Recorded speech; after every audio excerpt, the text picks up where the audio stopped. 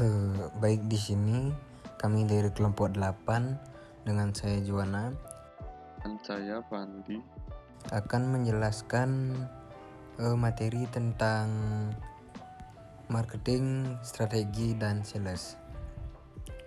Yang pertama ada marketing. Marketing dalam bahasa Indonesia yang berarti pemasaran adalah aktivitas rangkaian institusi dan proses menciptakan, mengomunikasikan, menyampaikan, dan mempertukarkan tawaran yang bernilai bagi pelanggan, klien, mitra, dan masyarakat umum.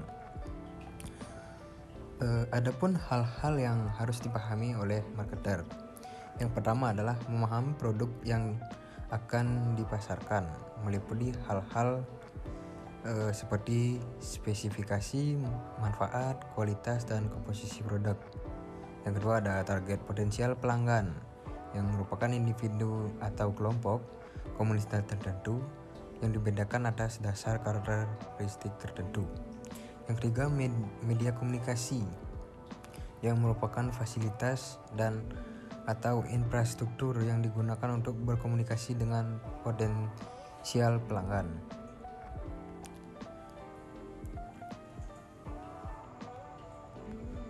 Adapun tips untuk melakukan pemasaran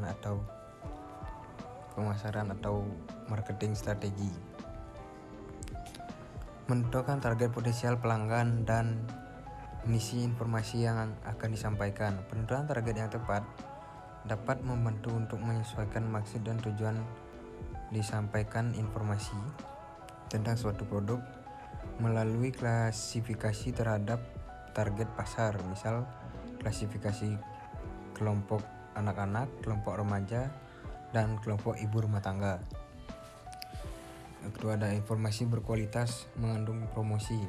Informasi berkualitas dengan menggunakan kalimat-kalimat yang sederhana namun tetap menarik target pasar, sehingga mampu menarik minat target pasar untuk membeli karena mengandung unsur kalimat promosi yang mengarah pada produk yang dijual, tetapi penyebutan nama produk tidak secara langsung. Selanjutnya ada membuat promosi yang berbeda tapi saling berhubungan. Membuat promosi yang berbeda akan meningkatkan brand produk untuk meningkatkan nilai dan kepercayaan masyarakat yang akan menjadi potensial pelanggan. Promosi dapat juga dilakukan untuk mencapai target pasar yang universal. Kemudian ada membuat promosi berkelanjutan. Promosi berkelanjutan yang berbeda narasi atau konten untuk tujuan memperkuat branding produk di mata masyarakat, tapi penyebutan nama brand secara berkelanjutan tidak diperlukan kecuali di akhir cerita tiap promosi yang dilakukan secara tersirat. Berikutnya ada layout produk yang sesuai. Layout dapat memiliki pengaruh yang cukup besar karena antara gambar dan kalimat sesuai sebagai isi promosi, sehingga membantu target pasar untuk menyerap informasi produk secara utuh. Kemudian materi penjualan sales akan dilanjutkan oleh teman saya. Baik, saya akan melanjutkan presentasi penjualan atau sales. Dalam melakukan penjualan, salesperson wajib memperhatikan hal-hal berbagai bentuk. Yang pertama, kualitas produk dibandingkan dengan kompetitor atau pesaing, seperti produk apa yang kita jual dengan produk lainnya. Namun tidak disebutkan bahwa secara spesifik atau nyata untuk menghindari black campaign yang dapat menjatuhkan brand produk pesaing. Kedua, harga yang kompetitif sesuai dengan klasifikasi target pasar dalam menyerap atau membeli produk yang ditawarkan. Yang dibedakan menjadi seperti end user, distributor agensi, dan retailer. Selanjutnya, tips melakukan penjualan. Menjual produk memiliki berbagai macam teknik yang seringkali tak dimengerti oleh sebagian pelaku, terutama bagi pemula dalam di dunia bisnis. Dalam bisnis, pemasaran dan penjualan produk merupakan ujung tombak akan sukses tidaknya suatu usaha, karena sebagus apapun produk yang kamu buat, jika produk tersebut tidak dipasarkan dengan baik, tentu tidak akan menghasilkan nilai tambah yang optimal. Kegagalan dalam menjual suatu produk dipengaruhi karena adanya produk sejenis atau kompetitor, dan harga yang bersaing ditawarkan kepada pelanggan yang akan menyebabkan usaha tidak bisa berkembang atau sering mengalami gulung tikar karena kekalahan dalam persaingan untuk merebut perhatian potensial pelanggan. Maka dari itu, hal-hal yang harus diperhatikan oleh salesperson dalam menjual suatu produk sebagai berikut. Yang pertama, menguasai pengetahuan produk yang akan dijual. Sebelum melaksanakan penjualan, pelajari secara menyeluruh dan mendalam produk yang akan dijual seperti kegunaan produk, keunggulan, dan kekurangan, nilai-nilai tambah produk dibanding dengan produk pesaing. Kejelasan informasi produk adalah kunci dari terjadinya transaksi pembelian yang dilakukan oleh potensial pelanggan. Yang kedua, membantu calon pelanggan saat mengambil keputusan. Seringkali calon pelanggan merasa ragu untuk membeli produk yang kita tawarkan, dan disinilah fungsi salesperson untuk meyakinkan kepada calon pelanggan bahwa produk yang kita tawarkan adalah produk yang tepat, memiliki kualitas bagus, dan harga yang dibayarkan selaras dengan produk yang mau ditampilkan. Jangan pernah memaksa konsumen yang akan membuat tidak nyaman dalam memilih produk jenis lainnya.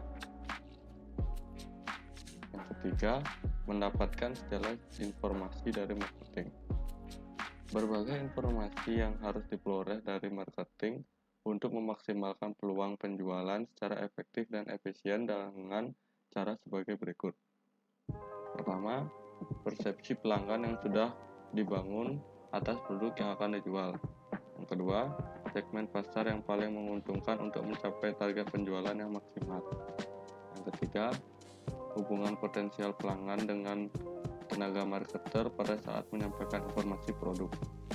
Yang keempat, perkiraan tingkat penjualan untuk menghasilkan dukungan manajemen secara penuh. Yang terakhir, kemungkinan penggunaan teknologi informasi untuk mempermudah komunikasi dengan pelanggan.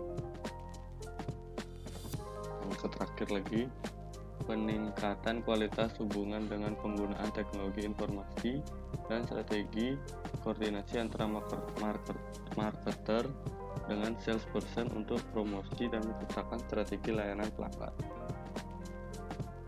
Yang selanjutnya, memaksimalkan peluang penjualan.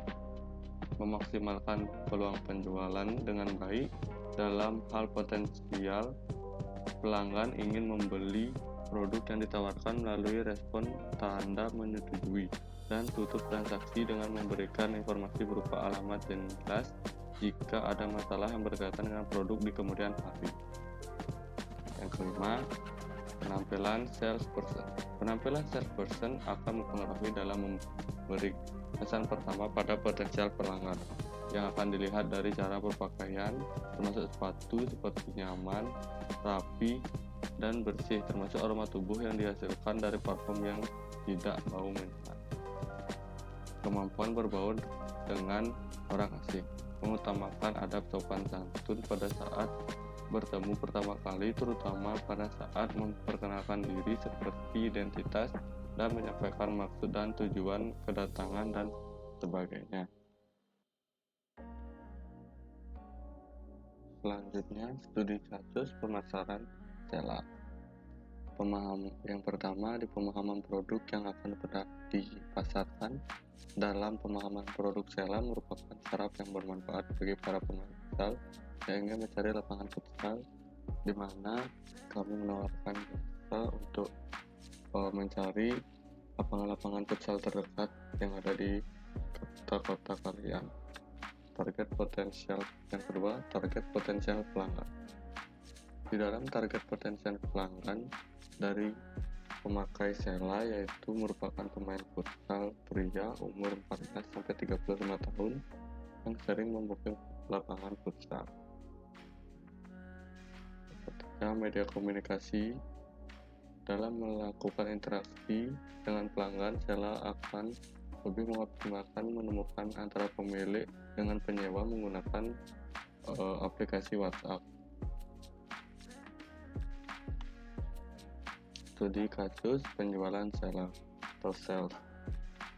Yang pertama, kualitas produk dibandingkan dengan kompetitor bersaing, di mana di penjualan di sales Sela metode pembayaran dapat dilakukan melalui online. Yang kedua, menyediakan QR tiket futsal, jadi bookinganmu tidak akan mungkin diambil oleh orang lain, begitupun sebaliknya. Habis itu yang selanjutnya, harga yang kompetitif dengan klasifikasi target pasar.